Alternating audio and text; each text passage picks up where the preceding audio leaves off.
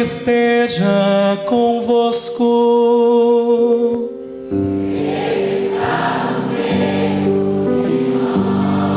Proclamação do Evangelho de nosso Senhor e Salvador Jesus Cristo, segundo São Lucas.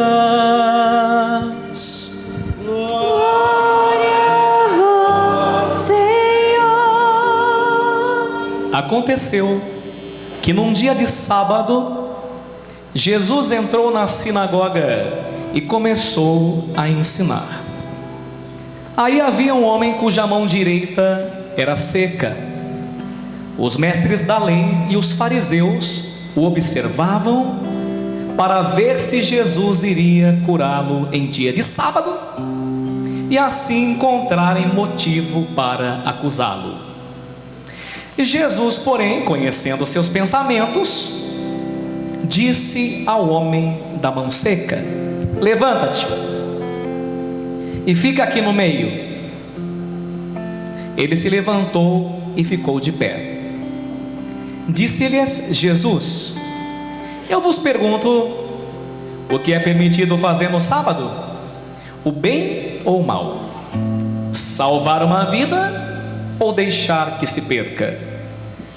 Então Jesus olhou para todos os que estavam ao seu redor e disse ao homem: estende a tua mão. O homem assim o fez, e sua mão ficou curada. Eles ficaram com muita raiva e começaram a discutir entre si sobre o que poderiam fazer contra Jesus. Palavra da salvação. Glória a vós, Senhor.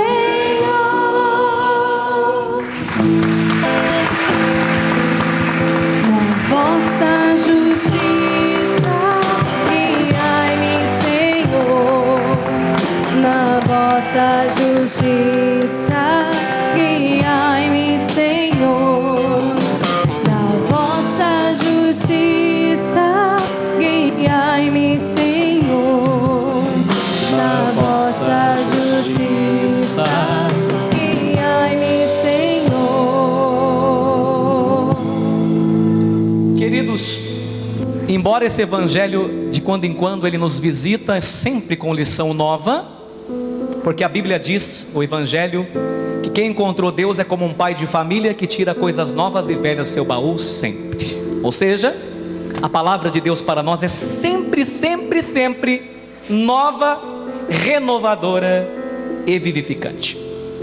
Mas é muito importante quando nós lemos um texto onde há um personagem tão emblemático como esse homem da mão seca, nós não sabemos qual é o nome dele. Ele tem alguns cognomes: homem da mão seca, homem da mão ressequida e também conhecido como homem da mão mirrada. Você vai encontrar com esses três nomes os estudiosos nos falando desse homem.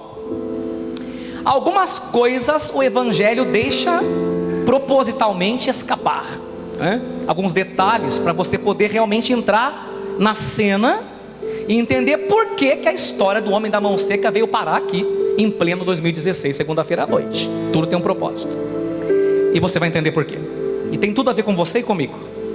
Primeiro, vejamos a dificuldade que aquele homem estava enfrentando em sua vida. A sua mão direita, segundo os estudiosos, os exegetas, os hermeneutas, muito provavelmente a direita, seguramente, estava inutilizada. A mão direita, quase que unanimemente, ou portanto em todas as culturas, ela é a mão de apoio, ela é a mão da realização, ela é a mão da atitude, ela é a mão da proteção, ela é a mão do cafuné, ela é a mão do carinho. A não ser que a pessoa não seja destra. Mas geralmente, a maioria das pessoas destras, né? E claro, ninguém é melhor do que ninguém, isso não tem problema. Nós estamos só conhecendo o homem. Geralmente quem é destro faz carinho com a mão direita, cumprimenta com a mão direita, faz o em nome do Pai com a mão direita. E a própria Bíblia vem dizer para nós que a destra de Deus está conosco, que Jesus Cristo está sentado à direita de Deus Pai. E não é à toa que quando alguém é muito importante para você e te ajuda, você fala que fulano é o teu braço direito. Então nós estamos fazendo aqui um Sitz im Leben, isso é, uma contextualização para a gente entender o mal daquele homem. Eu que sou filho de um homem que perdeu o braço direito com AVC, e muitas vezes teve que reaprender a sua grafia, teve que ter uma nova caligrafia, teve que reaprender a fazer café. Eu sei bem o que eu estou falando, né? Quando meu pai ia martelar lá a casinha do cachorro, só com uma mão, e eu ia segurar para que o prego, com muita fé, né? Meu pai ia... eu lembrei disso hoje. Ele fala, segura aí, pá! Mas eu me lembro, muitas e muitas vezes, o meu pai ele fazia o possível para não pedir ajuda, porque nós temos nosso orgulho próprio, todos nós, né? Então ele fazia o possível quando ele pedia, porque realmente não tinha outro jeito, né? E às vezes ele me dava um xingo também, segura certo aí, moleque, né? Levava uma de vez em quando. Coisa de pai, né? Hoje está na glória, né? Com as duas mãos, os dois pés e com a alma reluzente, com certeza, né? Que Deus o tenha, meu papai Volney. Mas eu que sou filho de alguém que teve que reaprender a coar o café, que teve que reaprender a mexer a panela com a mão esquerda, sei muito bem o que esse homem do evangelho deve ter sofrido, né? Então você veja, nós podemos também pressupor, logicamente, deduzir, né, o nosso raciocínio lógico, que a vida financeira desse homem estava um caos. Concorda comigo? O cara é destro, não tinha plano da previdência, não existia. Getúlio Vargas não tinha nascido, não é? E também a nossa previdência, se não houver uma reforma, nós estamos lascados. Não tem como pagar o povo daqui 20 anos, não. Precisa uma reforma trabalhista, né? Pois bem, então quer dizer, não tinha previdência, não tinha aposentadoria. E o homem provavelmente estava vivendo nas escadarias dos templos, entre aspas, propositalmente, estou sendo anacrônico, a gente entender, na Catedral da Sé.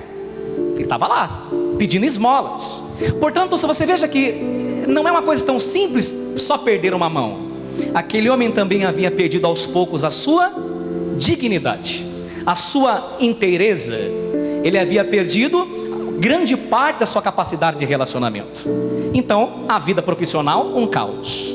Não podia mais bancar sua família, não podia mais bancar as próprias necessidades, e vivia da esmola que as pessoas de coração sensibilizado lhe davam. Como se não bastasse, né? Ainda tem um problema pior. Se esse homem é conhecido como homem da mão seca, homem da mão mirrada ou homem da mão ressequida, muito provavelmente, qual era a doença desse homem? A lepra. E a lepra do evangelho não é a hanseníase, tal como conhecemos hoje, para a glória de Deus, há tratamento e a cura. Não é dessa. É um outro tipo de doença que na época é como se fosse mais ou menos uma pessoa diagnosticada em estado terminal de câncer com metástase. Em outras palavras, quando alguém era diagnosticado com lepra há 2000 anos atrás, aquela lepra, aquele vírus, digamos assim, aquele bacilo, ela já podia saber que os seus dias estavam contados. Então, se você acha que a sua vida é difícil, se você acha que o buraco que você entrou não tem saída, o seu caso não é tão complicado como o homem da mão seca, que parecia ser tão simples, mas não é. Vamos acabar de piorar? Para acabar de piorar, uma pessoa que era diagnosticada com lepra por uma questão religiosa, de preconceito e também de saúde pública, deveria ser varrida da cidade. Se você tivesse lepra, você veja, você não poderia mais sentar na cadeira com sua esposa e seus filhos. Você não poderia mais beber água no mesmo copo. Você não poderia mais usar os mesmos talheres. Vai realizando a cena. Os mesmos lençóis, a mesma toalha, a mesma roupa de cama. E logo, se descobrissem, se as autoridades te pegassem, você ia ter que morar extramuros. Isso é, que as cidades eram muradas antigamente. Daí o costume de entregar a chave à autoridade, quando ele toma posse, vem daí, não é? Então você veja, ele tinha que viver o resto da vida longe das pessoas que ele amava. Então o homem só teve uma saída, coitadinho. E muita gente não presta atenção ao que ele criou para poder sobreviver. Então o que ele fazia? Ele fazia uma coisa que muitos de nós fazemos. Quando ele viu que o diagnóstico dele era o pior possível, ou seja, que o caso dele não tem cura, que era the end, game over, ponto final, não tem solução, o que é que todo homem e toda mulher faz? sobretudo quando ainda não se entregou a Jesus Cristo, quando tem um problema muito grave, muito sério, um pecado que talvez seja aquele que você tem até pavor só de lembrar, alguma coisa que você fez no seu passado que você quer esconder de todo mundo. Qual é a reação de alguém que tem uma coisa terrível que ninguém pode descobrir? Faça uma pressão incrível para que a triste verdade não seja descoberta. Ele começou a esconder de todo mundo a gravidade daquilo que ele tinha. E aqui já vou dizer uma coisa a você, que é a nossa primeira lição. Aprenda uma coisa, se ainda Deus não te ensinou através da vida, ou então se Ele te ensinou, mas você não percebeu. A fuga nunca é solução. Me desculpe a sinceridade, mas vale para o Padre Wagner. A fuga é para os covardes. Fugir, protelar, procrastinar, deixar para amanhã não resolve o problema. Você tem que encarar as suas situações limites em frente. Você tem que encarar aquele seu relacionamento conflitante que não está bem. Você tem que encará-lo de frente. Você tem que contar aquela coisa terrível que está minando suas forças para a pessoa que você ama e parar de esconder. Senão mais cedo ou mais tarde esse bicho vai crescer, vai virar um monstro e vai acabar devorando você. Então cuidado, porque o demônio é especialista em fazer a gente se esconder de Deus e das pessoas que nós amamos. Nós gostamos de acobertar aquilo que estamos fazendo de errado, porque tocar muitas vezes na ferida é um processo doloroso, mas a enfermeira e o médico não podem fazer nada por alguém que está com uma chaga, se ele não mostra a ferida e deixa colocar gaze e higienizar. E higienizar e colocar gaze não é uma coisa gostosa. E quando a pregação, a palavra de Deus e a missa mexe numa coisa que você não quer mexer, é incômodo. Mas hoje Jesus Cristo deseja mexer em certas áreas de nossa vida, para que nós aprendamos que fugir não é a solução. Você precisa enfrentar os desafios que Deus está fazendo descortinar agora na tua vida. Você precisa encarar, não com o medo de uma criança, mas com a maturidade de um adulto, as inúmeras possibilidades que Jesus Cristo quer descortinar para você. Mas para isso, você tem que mostrar para Ele o que é que dentro de você, o que é que no teu coração, o que é que na tua alma não anda bem, quem sabe até andar podre, para que Jesus Cristo possa curar. Então veja, quando Adão e Eva pecaram, seduzidos pelo demônio, qual foi o primeiro comportamento de Adão e Eva? Pergunta valendo R$1 milhão. Eu pago parcelado. Eles foram se esconder. Deus chegou perguntando a Adão: onde estás? O que ele respondeu? Ouvi teus passos no jardim e fui me esconder, porque estava nu. O que uma criança que fez caca faz quando o pai e a mãe chegam?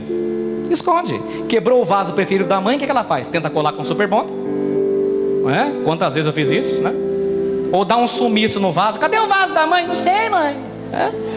É assim que a gente faz. Então a gente tem a mania de esconder, de não encarar, de não mostrar para Deus, de não aceitar e de não assumir aquilo que não está bem conosco. Agora veja que interessante, o que aquele homem da mão errada fez? Ele, para que ninguém percebesse que ele tinha lepra, ele começou a esconder a mão debaixo da blusa, debaixo do manto. Então ele sempre andava assim. A pessoa ia cumprimentar ele, não dava a mão direita, ele dava a esquerda. Só que é claro que a turma percebeu.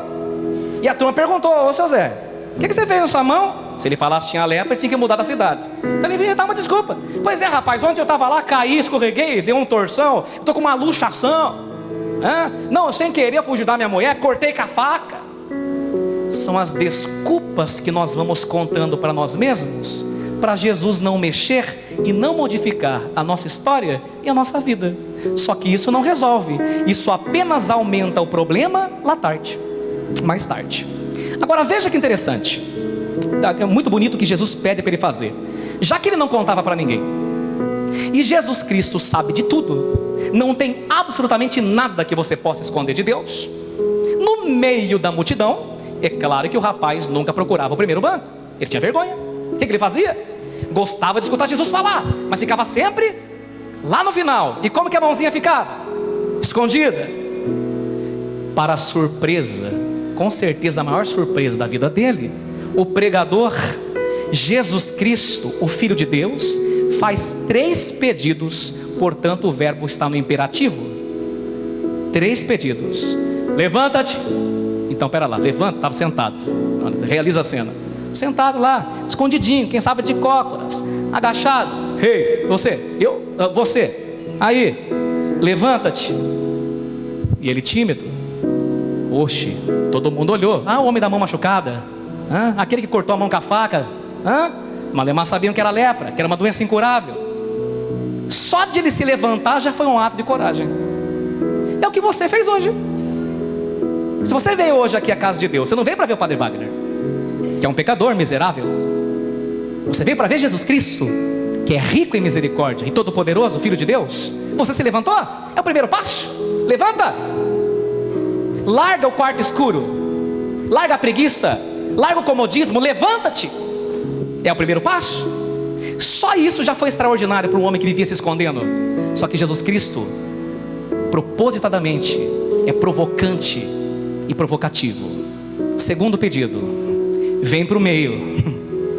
Aí o homem falou: e agora? Ele está pedindo demais, né? Já levantei. Vem para o meio. Como se ele dissesse: sobe no palco. É como se ele dissesse: a vida inteira você ficou à margem. Está na hora de você aprender que você é o protagonista da tua vida. Está na hora de você aprender que as escolhas que você faz determinam o teu futuro. Está na hora de você parar de se fazer de vítima. Esses dias eu estudava um antropólogo, filósofo, e eu fiquei encantado com uma coisa que ele disse. E interessante que é antropologia filosófica, não é religião. Mas sem querer ele foi profundamente religioso, ou quem sabe até por querer. Ele disse assim que a nossa alma, presta atenção, a tua alma é como uma massinha de modelar. Sabe quando a gente brincava na escola?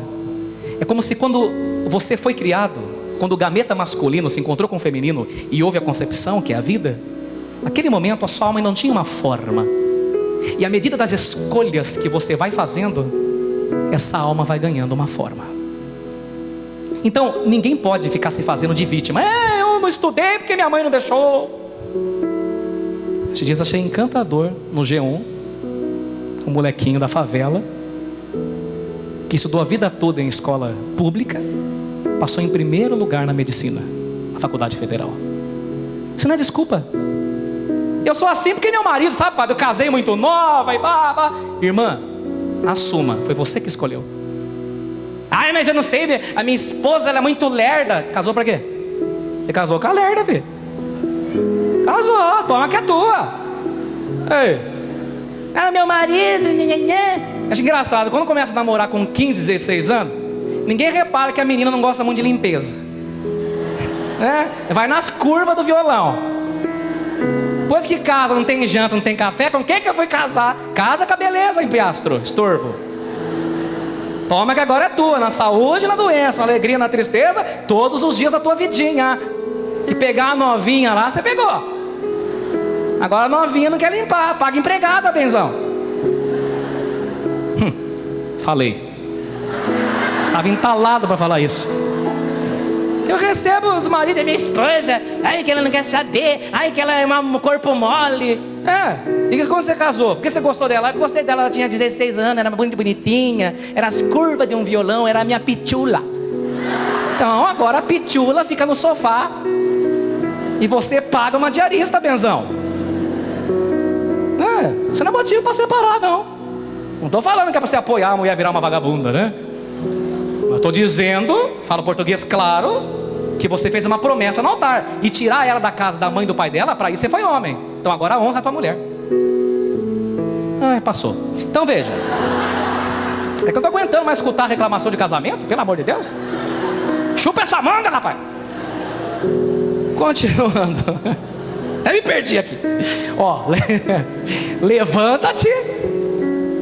Vem para o meio. O que significa vir para o meio? Deixar de estar à margem. Deixar que os outros escolham por você. Porque o imaturo faz duas coisas. Já falei na missa no final de semana. Não sabe dizer adeus. Primeira coisa, mas não vou voltar nisso. O imaturo faz duas coisas. Primeira, ele não escolhe e deixa os outros escolher, para depois jogar a culpa nos outros. Já reparou? Ela gosta de se fazer de vítima. Síndrome de Gabriela. Eu nasci assim, eu cresci assim, eu sou mesmo assim. Gabriela. eu não vou escolher nada, que se eu não escolher eu não me comprometo. Então minha mãe escolhe o sapato, escolhe o namorado, escolhe o noivo, escolhe o marido, escolhe a faculdade que eu vou fazer, porque se não der certo, eu jogo a culpa nela. Minha filha e meu filho, a vida é como se fosse um automóvel.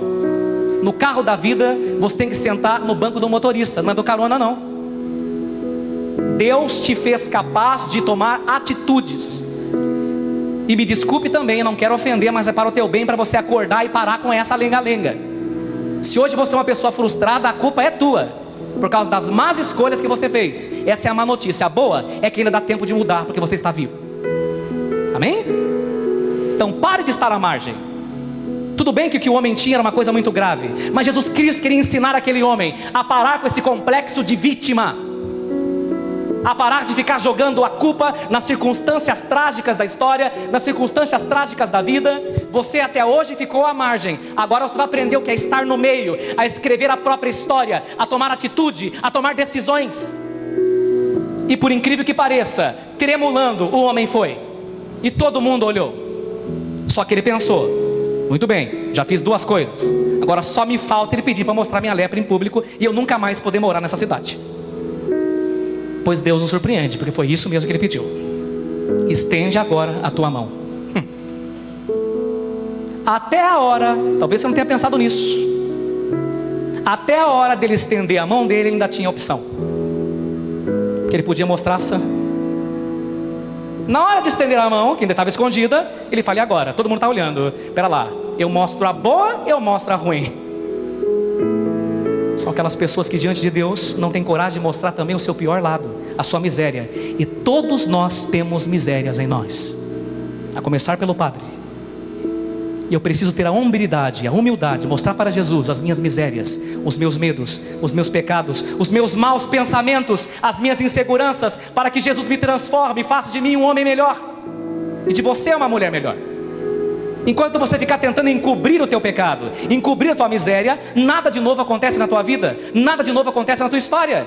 E Jesus Cristo gosta de pegar as nossas misérias para transformá-las em riquezas, para transformá-las em graça, para transformá-las em misericórdia, em salvação. E é por isso que o Papa Francisco está pedindo e clamando o ano santo da misericórdia. O que é o ano da misericórdia? Se não mostrar a Cristo as minhas misérias, para que Ele as transforme em riqueza. E veja que bonito, Jesus também sabia que aquela decisão era mais uma que ele tinha que tomar.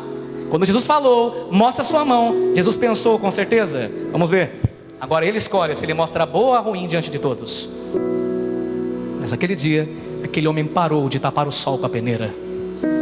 Eu preciso assumir quem eu sou. Por mais difícil que tenha sido a minha vida, por mais difícil que tenha sido a minha história, eu tenho que aceitá-la, porque é com a minha história que eu vou ressuscitar, e é com a minha história que eu vou vencer. Talvez você colecione na sua vida uma série de fracassos, mas eu te digo, é com esses fracassos, é com essa história que Jesus Cristo quer fazer uma obra nova na sua vida. Por isso não esconda o teu passado, não esconda o teu pecado, não esconda a tua miséria, mas mostra para Ele. E uma coisa extraordinária aconteceu. Quando o homem decidiu: tudo bem, chega de palhaçada, eu vou mostrar o que eu nunca mostrei para todo mundo. Quando ele tira de dentro da blusa a mão seca, quando ela começa a sair de dentro da blusa, do manto, ela parece limpa. Sabe por quê? Porque a cura é uma decisão que você toma diante de Cristo. É um ato de fé, é um ato de bravura, é um ato de coragem. É como se eu dissesse: eu ainda não estou vendo nada da graça que eu pedi, nada do milagre que eu desejo, mas eu peço como quem recebeu. E o milagre extraordinariamente acontece e o céu se abre. Entende como que é? Veja como Deus é sábio. Até a hora de mostrar, a mão ainda está seca. É como se Ele quisesse ver hoje de você e de mim. Será que você confia? Não tenhas medo. Você acha que eu vou deixar você pagar um King Kong aqui? Você acha que eu vou deixar você pagar o maior mico da tua vida? E provavelmente, se ele fosse leproso, poderia até sair a tijoladas e apedrejado. Você acha que Cristo deixaria isso acontecer? Jamais. Você acha que Cristo vai deixar o navio da tua vida naufragar? Jamais. Mas para isso você precisa de um ato de fé. Não esconder as situações de Jesus. Aqui quero fazer uma denúncia importante que acontece muito em nossa vida. desde crianças, veja bem, vou lá no singular. Desde criança, nós brasileiros recebemos alguns conselhos da mãe e do pai. Por exemplo, o rapazinho está lá andando, cai da bicicleta, rala o joelho. Eu aprontava um griteiro, eu lembro, né? Apronta um griteiro, o adulto diz: engole o choro, engole esse choro, engole o choro. É assim? Segunda frase de vó: cagá, quando casar passa. Nossa, vai demorar então, hein? E interessante, outra frase quando a pessoa se machuca: foi nada, balança o bebê, foi nada, já passou, só que não passou, tá doendo.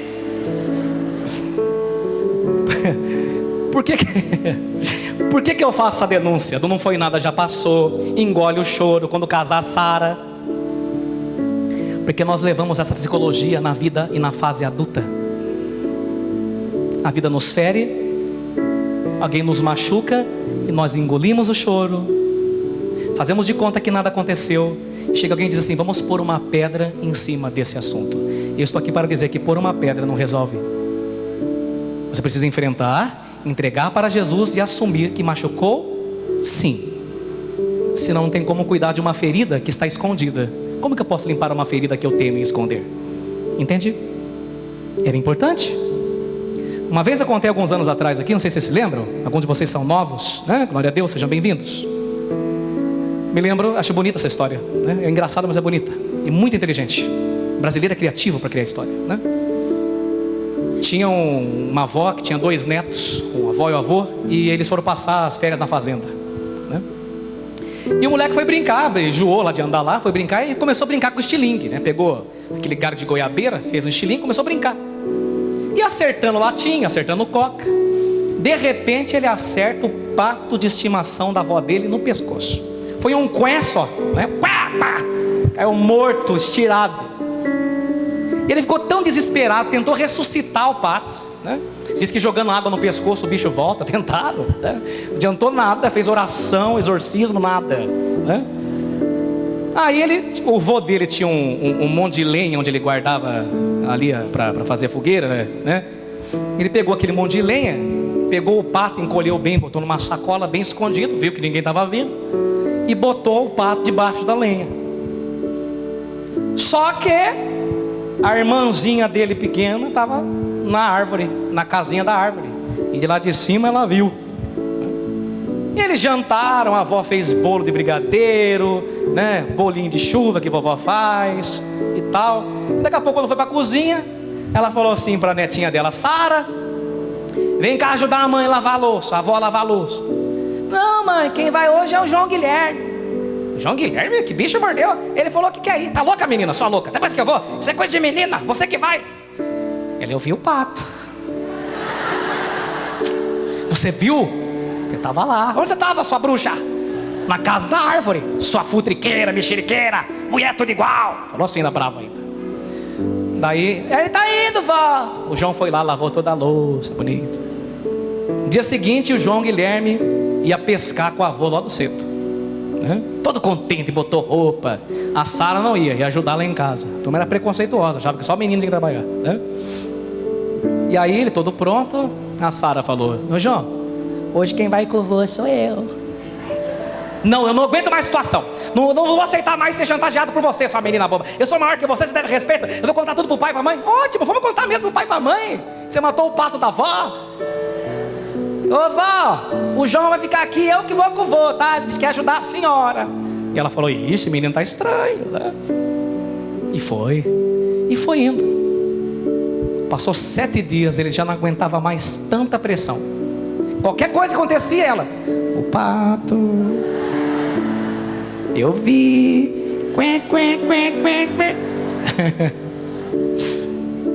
Chegou um dia que paciência tem limite, né? Quando ela foi falar do pato, não interessa. Ô vó, eu matei o pato da senhora, eu matei, escondi lá debaixo da lenha. A avó: eu vi. A senhora viu? Como que a senhora viu? Eu estava na janela o tempo todo. Mas vó, por que a senhora deixou eu sofrer tanto? E ela respondeu sabiamente: eu já sabia. Eu só queria ver quanto tempo você ia aceitar ser um escravo da irmã da tua irmã Sara. Porque a verdade liberta, filho. Eu estava na janela e vi tudo. Meu irmão, minha irmã, quando você sofreu, Deus estava na janela. Quando você foi traída, quando você traiu alguém que você amava, quando você traiu a amizade de alguém, Jesus Cristo estava na janela e viu tudo. Ele só está esperando ver quanto tempo você vai aceitar ser escravizada pelo demônio. Quanto tempo você vai deixar o maligno ficar jogando na tua cara uma coisa que já passou e que já não existe mais. Experimente a libertação dele hoje. Filha, filho, eu estava na janela e vi tudo. Eu estou aqui para te abraçar. E diz a história que a avó deu um abraço tão apertado nele e disse: filho, nunca aceite que alguém te faça escravo dos teus erros e do teu passado, porque é para ser livre que Cristo te libertou. É assim que é a nossa vida, meu irmão, sabe? Eu digo a vocês sem demagogia.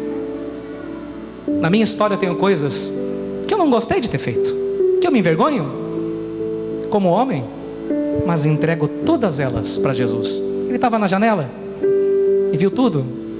Ele só espera que eu confesse para que o novo dele aconteça em minha vida. No dia que aquele homem confessou que era leproso, que tinha doença, o extraordinário aconteceu. Quero terminar a pregação de hoje contando uma coisa muito bonita para vocês. Parece até que foi um padre que escreveu, mas foi um cardiologista. Olha que bonito, que coisa bonita. Sabe que Davi, no Salmo 50, quando ele compôs aquele salmo maravilhoso, depois de ter pecado com a mulher de Urias, né? Ele traiu Deus, começou a ficar doente. A Bíblia diz que Davi começou a ficar doente. Olha o que diz lá, abre aspas: a cárie me penetrava os ossos. Davi fala. E porque ele tinha feito o pecado, ele tinha feito uma coisa horrível, ele tinha traído Deus, mas ele não assumia. Ele tentava estampar o sol com a peneira. Ele tentava fazer de conta que nada aconteceu. Ele tentava engolir o choro. Enquanto ele fazia isso, ele dizia: a cárie me consumia e me penetrava os ossos, até que eu confessei o meu pecado, minha falta vos fiz conhecer, e uma libertação extraordinária aconteceu na vida do rei Davi. E aí eu digo, esse cardiologista escreveu: a enfermidade é um conflito geralmente entre a personalidade e a alma de uma pessoa. E olha que bonito esse poema, para terminar e para você aprender e levar esse ensinamento para casa. Olha que bonito, ainda sobre essa música que está tocando bonita: Jesus Filho, o resfriado escorre quando o corpo não chora. A dor de garganta entope muitas vezes quando eu não consigo comunicar aquilo que me angustia e me aflige. O estômago começa a arder em úlcera lancinante quando raivas não conseguem sair. O diabetes fala alto quando a solidão dói. O corpo começa a engordar em demasia quando a insatisfação da alma aperta. A dor de cabeça lancinante que não passa com remédio começa a deprimir quando as dúvidas me consomem. O coração na UTI, no hospital, enfraquecido, desiste quando percebe que o sentido da vida parece terminar. A alergia e os grosseirões na pele começam a aparecer em demasia quando o perfeccionismo fica intolerável. As unhas começam a ficar quebradiças quando as defesas do organismo ficam ameaçadas. O peito começa a apertar, parece taquicardia, porque emoções não foram exprimidas e palavras não foram ditas. A pressão sobe, fica lá em cima quando o medo e a preocupação me aprisionam. As neuroses paralisam quando a criança interna e mimada tiraniza dentro de mim. A febre começa a esquentar sem explicação quando as defesas detonam as fronteiras da minha imunidade. Os joelhos se desgastam e doem quando o orgulho de reconhecer que se errou e pedir perdão não se dobra. O câncer mata quando não se perdoa ou se cansa de viver. As dores caladas, como falam em nosso corpo, muitas vezes gritam. Mas temos uma boa notícia que eu coloquei na internet hoje: a enfermidade em si não é má. Olha só, a enfermidade não é má. Ela apenas avisa quando você está errando a direção. A enfermidade é um conflito entre a alma e o corpo. Está querendo dizer, nesse caminho não dá certo, mas ainda dá tempo de consertar. O seu corpo e sua alma estão te avisando. E muitos que vieram aqui nessa noite estão precisando escutar isso. Muitos. A enfermidade que você trouxe não é má. Ela vai ser até uma bênção para você, porque ela está mostrando que do jeito que você está vivendo, o caminho que você está tomando, se você não consertar, vai te fazer errar ainda a direção. Mas dá tempo de consertar. Cristo está aqui. E quando Ele for exposto hoje nessa missa, estende a tua enfermidade, a tua preocupação, aquilo que te rouba o sono, e mostra para Ele. Só nessa atitude de fé tudo começa a melhorar. Sabe por quê? Alguém que se levanta já venceu 50%, só na atitude de começar a se levantar. Amém?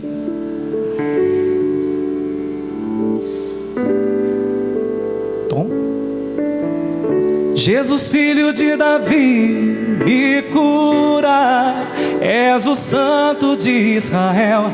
Diante de ti a tempestade se cala. Meu Deus, honra minha fé. Jesus, filho de Davi, me cura. És o santo de Israel. Diante de ti a tempestade se cala. Meu Deus, honra minha fé.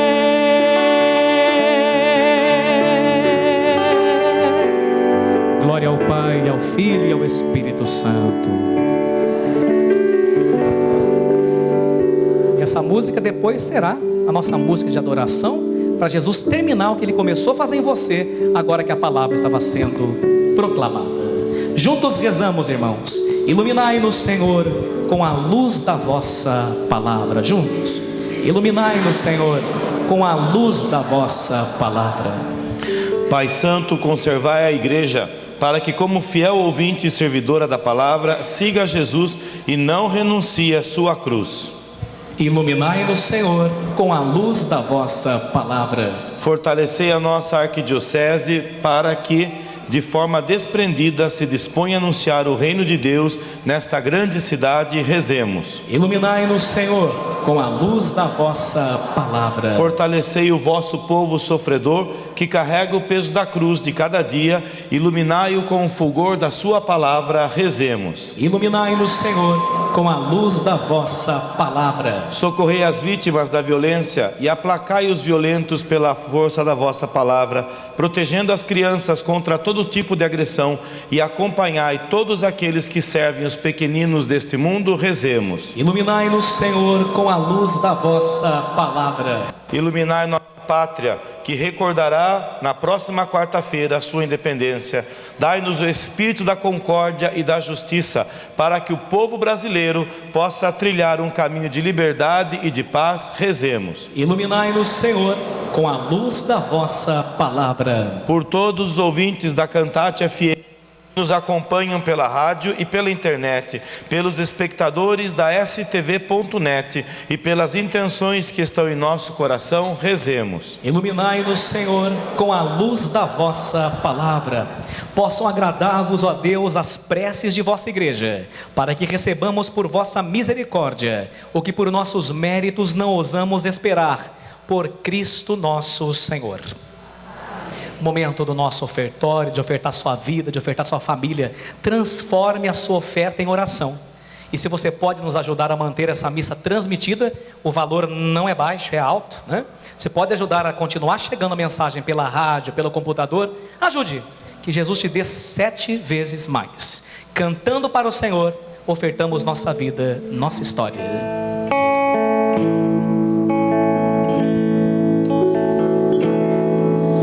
As